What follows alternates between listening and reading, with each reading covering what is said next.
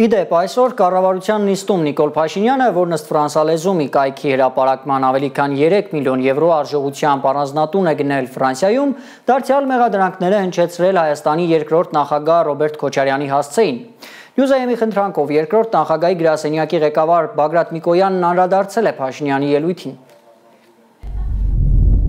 Ականատես եղան կամարային նոպայի հերթական սրացմանը, այս անգամ իրավական շեղվածությամբ։ Դրա հետ ամեն ինչ եւ վաղուց պարզ է։ Մոտենում է արյան եւ թալանի մեջ մինչեւ գլուխը թաղված այդ սուբյեկտի պատասխան տալու պահը եւ գնալով պացիենտի հոգին ավելի ու ավելի է բորբոքվելու։ Իր օրոք անիվից անետացած 65 միլիոն դոլարը, Հայաստան համահայկական հիմնադրամից ցնդած 100 միլիոն դոլարը, ինչպես նաև այլ ահռելի գումարներ արդեն առարկայանում են տարբեր երկրներում դղյակների տեսքով, իսկ այդ խեղկատակը շարունակում է իր հին ցնորքը կղզիների մասին։